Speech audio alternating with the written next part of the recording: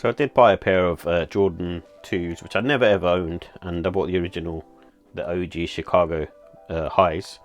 But I'm not really a fan of highs in general, and I kind of prefer all of my lows. I think the only highs that I really like is the Jordan 1 highs, and that's about it.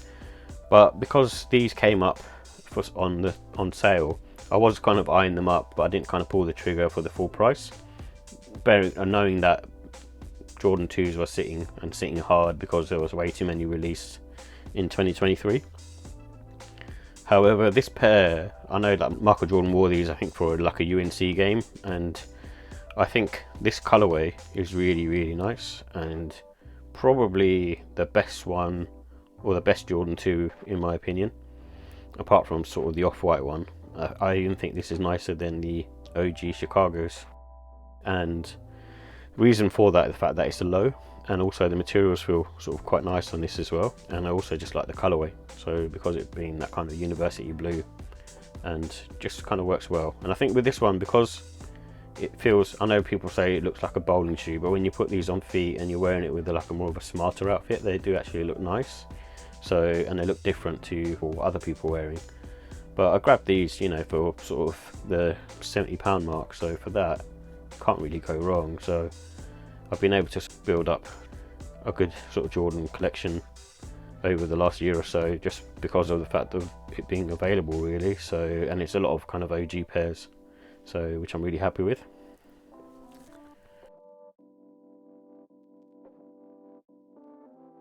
So here are the details for the Air Jordan 2 UNC.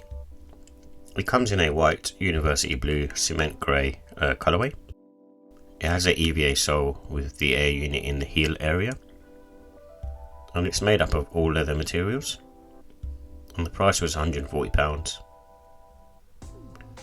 So with regards to comfort and sizing, I feel like with Jordan 2s, they have a sort of medium sole. It's not like majorly firm, but I think some of that's just coming from the insole itself. The trainer itself is kind of more sort of plush and has a lot of sort of padding around it, especially the lower cuts. So around the sort of collar lining, you have quite a lot of padding, and for that reason, they're kind of made to be sort of more on the plush side. So that's why they got that kind of look. And I think they've got good enough support around the arch as well. It's kind of similar to a Jordan 3 in my opinion. And for this one, I think the leather feels slightly on the thicker side, so I think a wearing time sort of 5 to 10 hours is probably good. I usually find that with like Jordan 2s, I've been wearing a pair anyway, and just finding the sole is a bit sort of unforgiving in terms of being able to sort of move around, and that'll take time to sort of become sort of a bit more sort of flexible, especially sort of around the forefoot. And I think with Jordan 2s, you can go true to size, but I think if you've got a wide foot, you kind of want to go up half size. Reason being is, there's, like I said earlier, it's just a lot of padding around the trainer itself, so think of it more like an SB Dunk Low. And I think they have good enough grip. I won't say that it's amazing, but it's kind of similar to a Jordan 3. So in terms of the look and style, it has a sort of classic and timeless design. It's very sort of minimalistic. Some people say it looks like a bowling shoe. However, I think when you put them on feet, they do look nice, especially sort of in this kind of simple sort of colorway, which is using the more OG Chicago color blocking. And for that reason, I think the lows look nicer than the highs, and I would much prefer a low version to the high version. And they just look a bit more sort of, I wouldn't say sleeker, but just a bit easier to wear, I suppose. And also as a more sort of chunky, smart sort of shoe.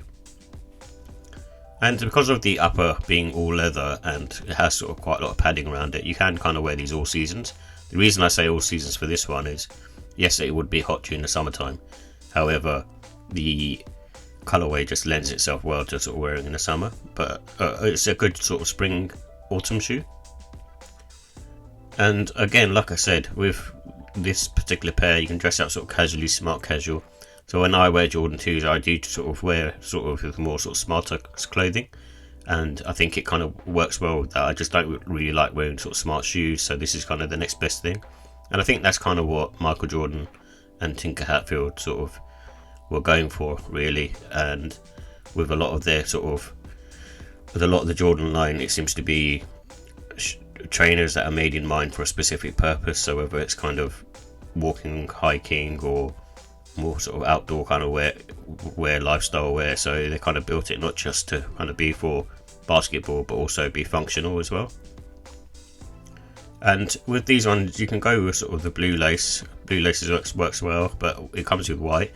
And I think sail would work quite well as well, because the midsole isn't completely sort of sailed out, but I think sail would work because it would just offset against the entire white sneaker. So in terms of the pros, I think the way this Jordan 2 particularly looks like, it's got an iconic colorway. So the reason I say it's iconic is it was worn by Michael Jordan in one of the UNC games back in the day, and it was never released, so think of it as a sort of PE that never released.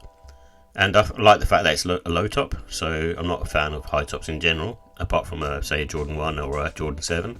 However, this one, I really like the low top versions of Jordan 2s. And this particular pair has good materials, so I think it's quite similar to the OG Chicago version as well. In terms of cons, I think the cost is probably too high because it's like £140, and I think they should lower that, in my opinion. But I've been saying that pretty much for all kind of reviews that I've had, really. I think in general, sneaker prices are just too high. I think the Jordan 2 isn't for everyone. I understand that the silhouette kind of doesn't really appeal to a lot of people. I think the low versions are nicer. So with the ratings, I give the look and style a 5. I think this particular pair, if you don't like Jordan 2s, then obviously give this whole score a miss. But I like Jordan 2s. I won't say it's my favourite silhouette in the Jordan line, but I do have a sort of respect for them.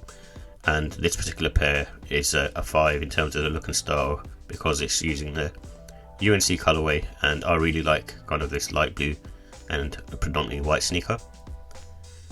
And the comfort, I give it a 4 out of 5. I think the comfort is nice and it's really plush, but I wouldn't say it's amazing. It's still sort of on the medium to sort of firm side.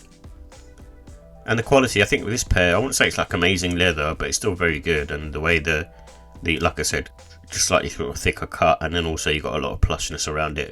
I think it's nice, and I didn't see too much wrong with my pair. And the pricing, like I mentioned earlier, is just pretty too high, so I think if they lower the price, it'll be really good. But overall, I give it a 5. Reason for this is this is my favourite Jordan 2 so far. If I had the off-white pair, maybe that would be my favourite, but I don't have that, and I'm not willing to sort of pay that money, so this is a good sort of consolation price. And in terms of this versus the sort of Chicago version, I prefer this, so I really like this sort of UNC colours. It's a lot nicer, and the fact that it's a low top as well, I really like it.